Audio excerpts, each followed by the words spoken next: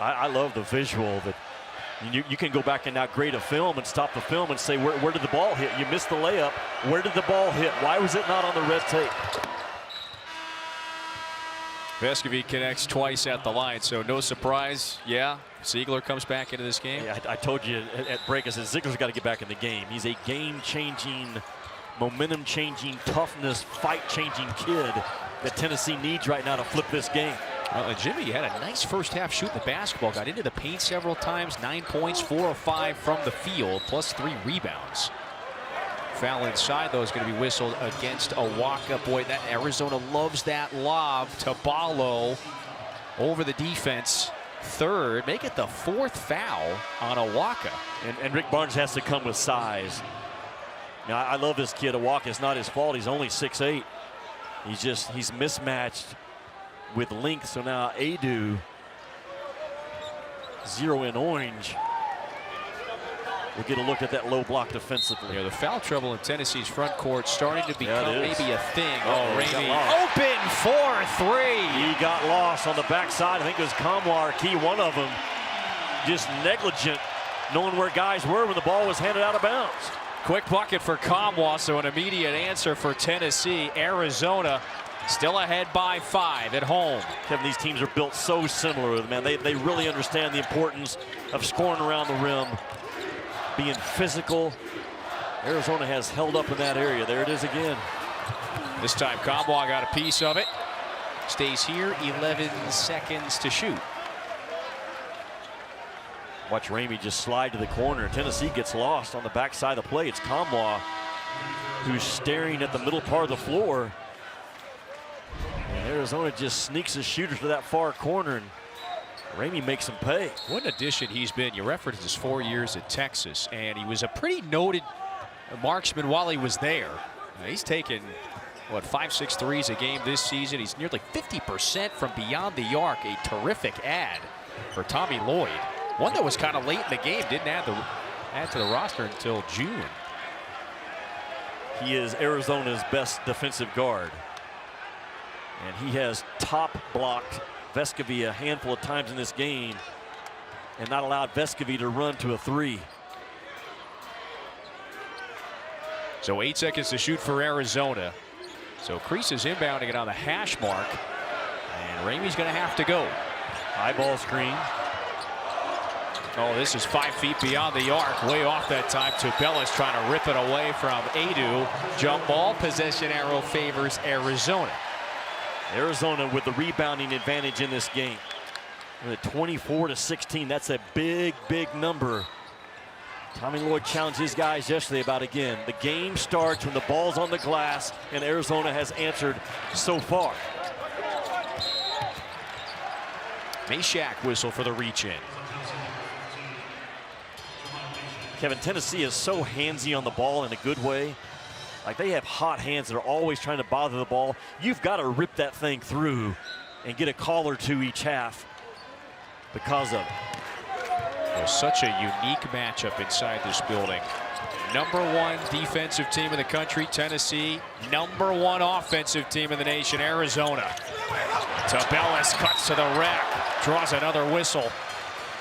And this time the Lithuanian's going back to the free throw line. He is so quick, Tubelis, in and out of ball screens. That time is just a little bit of a blur screen, a ghost screen, a smoke screen. Different staffs call it different things. It's not a real screen. It's a fake screen that gets him running downhill. He is a very quick athlete for 6'10". He's got 12 points this evening. Pac-12's leading scorer with 13.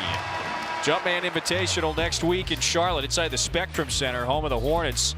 Look at this matchup. Michigan and North Carolina starts at 7. Right afterward, you got Oklahoma and Florida. Those women's teams meet at 9:30. So back-to-back nights inside the Spectrum Center.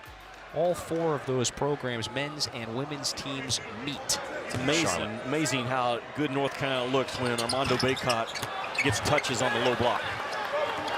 Just watch the film. If you're North Carolina, understand who you are and who you should be going forward. 28-15 today. It's not that hard of a game, and we sometimes make it way too hard. Kamwa size it up to Bellis. Prisa Caught a piece of the pass. Key was looking for Kamwa again. Ziegler get downhill. Past Ramey. Kick out. Kamwa, one on the timer. Short. Ziegler, new 20 for Tennessee. He's the guy that can flip the game for Tennessee. Smallest guy on the floor with an offensive rebound. Rick Barnes going to go to his floppy action, trying to run Key off for a jumper. There it is. Strong on the three. Tennessee hit 5 of its first 9 triples in the first half. They're 0 of 7 since. They've gone cold from deep. Turnover. 3-on-1. Ziegler all the way to the rim. He was so good about 20 feet from the basket, Kevin. Kind of zigging in and zigging out a little bit, freeing himself up, creating space. Small guys understand how to do it in the open floor really well. 4th straight in double figures for Ziegler. This is one of his finer games. A small guy can't wait to the rim to create space. Watch Ziegler right here. Boom, just a little bit of a nudge and a head fake to get the defender off of him about 20 feet away. Right there, that move right there kind of froze Courtney Ramey and allows Zakai Ziegler to get to that left finish. And there was just no hesitation either. He's talking about guys with different gears. You're looking at one. Oh, and he nearly swiped that one away. Yeah, Ziegler, remember he was the 3-star afterthought in that 21 class, turned fan favorite last year, all freshman team. Terrific defender as well. He and Donovan Clingan, the kid for UCLA as well. Clingan from UConn, the best 6 men right now in college basketball. Boy, they're going to whistle Phillips here for... He's trying to box out Tubelis, but then he gets whistled for his 2nd personal. And yeah, so that's the 7th team foul. Look, 13-14 to go, and Arizona's in the bonus already. 18 fouls to 9 in the game. I'm not saying there's anything wrong with that. I'm just saying that's what the fouls are right now. 19 personal fouls on Tennessee to 9 for Arizona.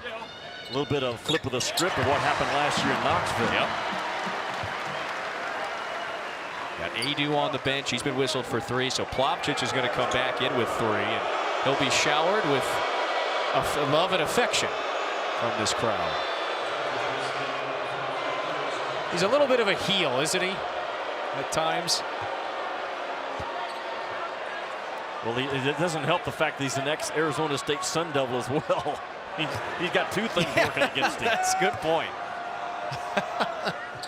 Well, they have to get their money's worth. He redshirted the 1 year at Arizona State. They didn't have a chance to pull. They know, though. This is a basketball community. They do their homework. Oh, wow. Ziegler, I mean, just zigs and zags right to the rim. Kevin, he's got to stay in the game. He's going to have to play maybe the remaining 13 for Tennessee to have a chance. The one guy that Arizona right now can't keep out of the paint is Zakai Ziegler. Deep post catch for Ballo again. He was stumbling. Tubelis, no. Another 3. Kriisa puts it in. He just has a knack, man, to make daggers. Big shots at big times out of Kerr Kriisa. Phillips now puts his head down and attacks, and he earns 2 free throws. Yeah, Kerr Kriisa shoots a really good ball. It comes in at 40% on the year. But he's just a hooper. At the end of the day, you can talk about all the things he does. He's got great eyes as a passer, great feel. He's quick with the ball with either hand, not only off the bounce, but off the pass as well. But at the end of the day, he is a hooper. Now Phillips is technically Tennessee's leading scorer. His first basket comes at the 12:30 mark in the 2nd half, or first point, I should say. He has to get downhill remaining 12:30 in this game. He'll have opportunities because Ballo now is back in the game. He's guarding Plavcic. Ballo is playing drop coverage. Plavcic is not even going to be guarded, so Plavcic can set some ball screens for Phillips and get him downhill.